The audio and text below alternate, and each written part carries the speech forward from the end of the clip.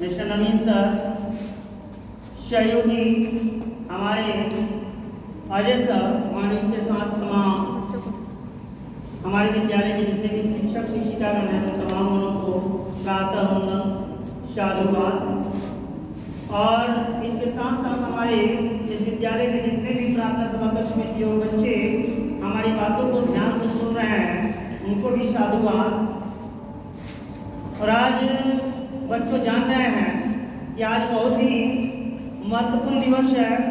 जैसा कि पिछले दिन ही मैंने बताया था कि 8 अगस्त 1942 स्वतंत्रता, भारतीय स्वतंत्रता संग्राम का सबसे बड़ा दिन माना जाता है। भले ही हमारा भारत 15 अगस्त 1947 को आज़ाद हुआ, आज से भारत को आज़ाद होते हुए 80 वर्ष पहले हमारा भारत आज़ाद हुआ, लेकिन 80 वर्ष पहले जो आज़ाद हुआ वो कितने वर्ष तक गुलामी की जंजीर में हमारे भारतवासी जकड़े रहे, जिसकी हम परिकल्पना भी नहीं कर सकते। पहली बार 1600 ईस्वी में भारत में एक कंपनी बैठती है, ईस्ट इंडिया कंपनी। इससे भी पहले कंपनी आई थी डच कंपनी, उसके बाद ईस्ट इंडिया कंपनी आई, पुर्तगाली कंपनी आई, फ्रांसीसी कंपनी आई। एक एक करके बहुत सारी कंपनियां हमारे भारत में अपने ट्रेड एंड टेक्नोलॉजी को बढ़ाने के लिए हमारे देश में प्रवेश की। हाँ, आपको पता होना चाहिए कि अगर किसी को गुलाम बनाना है या किसी घर के मालिक को गुलाम बनाना है तो किराएदार कोई दबंग चला जाए तो देखिएगा उस घर को अपने सिरे से चलाने चल लगेगा। उसी तरह उस समय में हमारा भारतवर्ष अज्ञानता की कोख में पल रहा था। भले ही विश्व गुरु के नाम से हम अपने भारत को जानते हैं, भले ही पूरा विश्व को हम ज्ञान का दर्शन कराएं, भगवत गीता हो, रामायण हो या महाभारत हो, लेकिन एक समय परिस्थिति ऐसा भी आ गया कि पूरे दुनिया को ज्ञान कराने वाला देश, पूरे पश्चिमी सभ्यता को ज्ञान का दर्शन कराने वाला देश, वही पश्चिमी सभ्यता का गुलाम बन गया। ये बहुत बड़ी चर्चा का बिंदु है, ये बहुत बड़ी चर्चा का बिंदु है। जो पूरी पश्चिमी सभ्यता का ज्ञान का दर्शन कराने वाला देश, विश्व गुरु के नाम से प्रख्यात देश, वही देश पश्चिमी सभ्यता का गुलाम बन गया। तो जानते हैं कुछ दौर के लिए हमारे अंदर अंधविश्वास का होना, कुछ पल के लिए हमारे अंदर अज्ञानता की भावना होना। हम इनके ट्रेड एंड टेक्नोलॉजी की आइडिया को समझ नहीं पाए और वे लोग आए तो कहें कि देखिए हम आपके देश में कंपनी की स्थापना करना चाहते हैं और ये कंपनी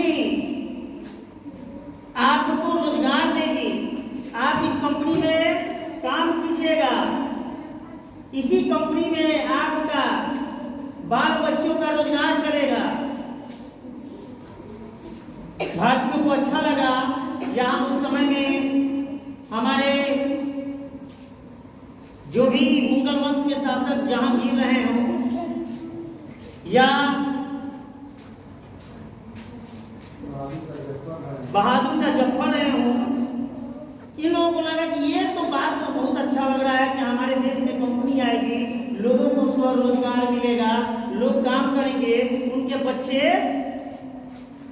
का भविष्य उज्जवल होगा। और दूसरी बात, इस देश पर अंग्रेजी सभ्यता का उद्गम होने का यह मतलब होता है कि भारतवासियों को अंग्रेजी का ज्ञान मिले। बहुत सारी नीति था, लेकिन उनकी पॉलिसी क्या था हम समझ नहीं पाए। उनकी पॉलिसी क्या था हम उनकी समझ नहीं पाए, और यही पॉलिसी रहा कि हमारा देश गुलाम बना। पूरा कहानी को लेकर नहीं चलेंगे, हम अपना पॉइंट बनाएंगे, परंतु ये बता दिए कि अगर किसी को गुलाम बनाना है, अगर कोई मकान मालिक है उसमें दबंग कोई किराएदार चला जाए तो वो क्या करेगा कि अपना मालिकाना पावर दिखाने लगेगा। ठीक उसी तरह ये पॉलिसी अंग्रेजों ने खेला। यह पॉलिसी समझ में नहीं आई, लेकिन बाद में 1857 का जब विद्रोह मंगल पांडे के द्वारा हुआ, उस समय में झांसी की रानी लक्ष्मीबाई ने उनका साथ दिया। जगदीशपुर से बिरकुंवर सिंह का साथ मिला। इन लोगों ने पूरी भारत के वासियों को बताया कि सुनिए, ये अंग्रेज डिप्लोमेटिक आइडिया स्ट्रेटेजी पॉइंट खेल रहे हैं, आप समझ नहीं रहे हैं, आपके देश में रह रहे हैं, आप ही की मिट्टी में फसल उपजा रहे हैं, आप ही से टैक्स वसूल रहे हैं और पूरा फसल चक्र को अपने देश में भेज दे रहे हैं। जो दे रहे हैं तो आप ही को बेच रहे हैं, और किस पे बेच रहे हैं? टैक्स के माध्यम से बेच रहे हैं। 1857 मंगल पांडे का यह विद्रोह उसी समय में भारत को, पूरे भारतवासियों को आ गया था कि अब अंग्रेजों को खदेड़ना पड़ेगा। अब समय आ गया है, 250-200 वर्ष तक जो अंग्रेज हमारे देश पर राज कर रहे हैं, इनको हमारा देश छोड़ना पड़ेगा और छोड़ के ही रहेंगे।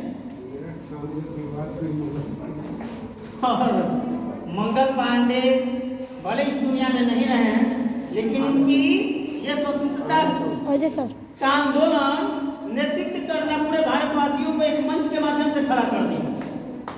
और ठीक फिर 1857 से 80 साल 85 साल बाद भारत में कांग्रेस कमेटी की गठन की जाती है। 1885 में कांग्रेस का गठन किया जाता है और उसमें बड़े बड़े हमारे देश के नेता उनसे जुड़े हुए हैं, चाहे वो महात्मा गांधी हो, डॉक्टर राजेंद्र प्रसाद हो, पंडित जवाहरलाल नेहरू हो, सरोजिनी नायडू हो, मोतीलाल नेहरू हो। ये तमाम लोग कांग्रेस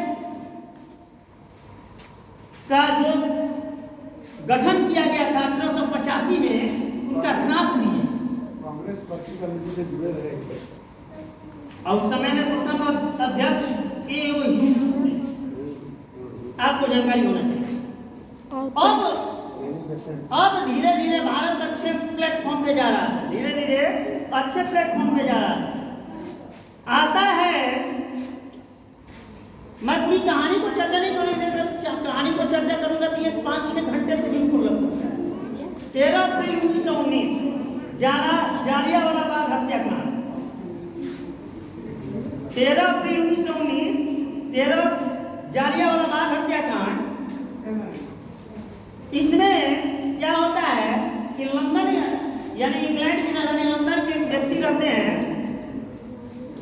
जनरल डायर, और जनरल डायर क्या करते हैं कि 13 अप्रैल 1919 में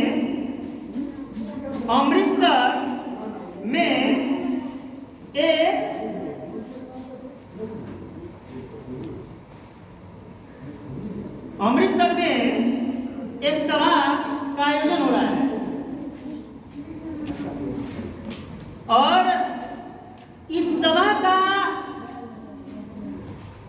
फायदा उठाना चाहे जनरल डायर ने। और 13 अप्रैल 1919 में अमृतसर वाला जालियांवाला बाग जो था, जहां से एक ही रास्ता था प्रवेश द्वार, उस प्रवेश द्वार से अपने सैनिकों के साथ जनरल डायर आया और लगभग 1600 राउंड हेक्टेयर गोलियां चलाई। कई लोग मारे गए, कई निर्दोष मारे गए, कई सिख जाट मराठे मारे गए। यह वह नरसंहार था जो इससे पहले भारत ने कभी नहीं देखा था। वह निर्मम नरसंहार था जो इससे पहले भारत ने कभी नहीं देखा था। और क्या होता है कि जब ये नरसंहार होता है तो गांधी जी बड़े आक्रोश में आते हैं, बहुत ज्यादा आक्रोश में गांधी जी आते हैं और तुरंत ही अफ्रीका से ही आए थे 1915 में। भाई साहब, भारत की स्थिति को देखकर इनको लगा कि यहाँ पे भी हमें अफ्रीका की तरह आंदोलन करना पड़ेगा।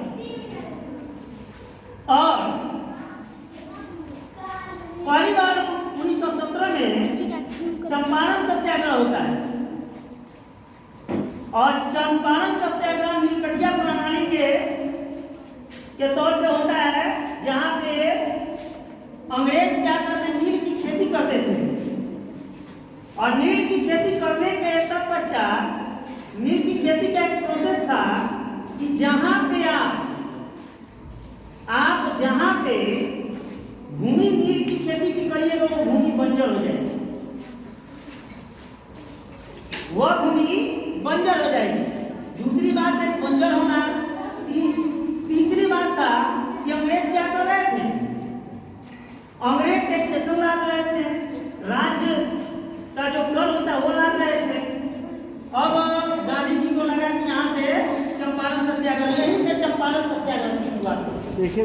और चंपारण सत्याग्रह से लेकर मैं संक्षेप में चलूंगा, वो चाहे 1920 का असहयोग आंदोलन हो, वो चाहे 1930 को सविनय के आंदोलन हो, वो चाहे 1942 का भारत छोड़ो आंदोलन हो,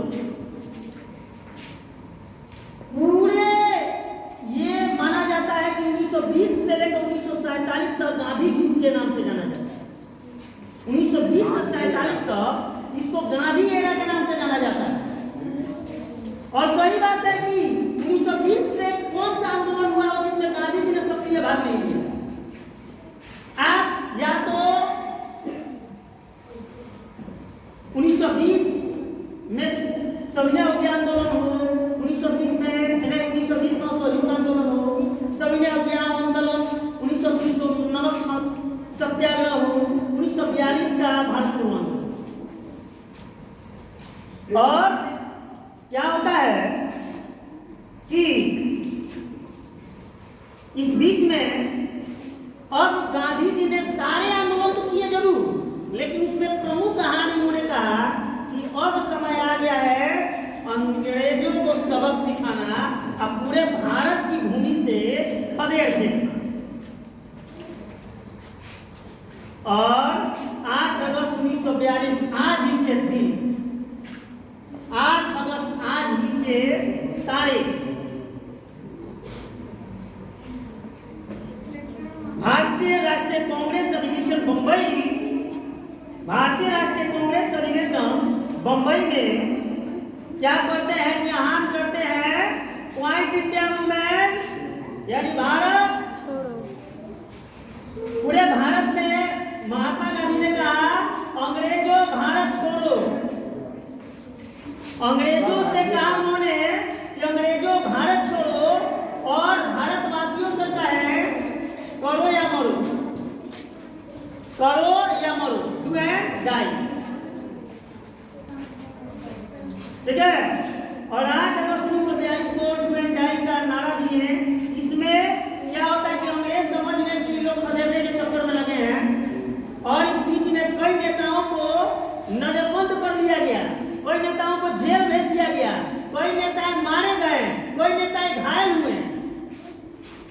उसमें से प्रमुख रहे हैं आपको 9 अगस्त 1942 को पुणे के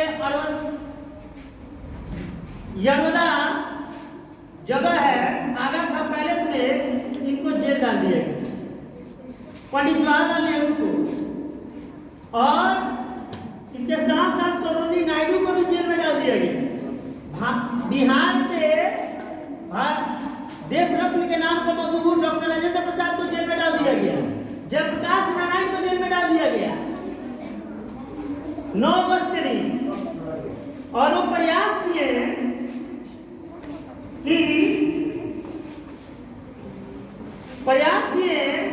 कि इस जो आंदोलन जो चल रहा है इसको रोका जाए। अंग्रेज प्रयास किए लेकिन ये रोक नहीं पाए, और अंततः अंग्रेजों ने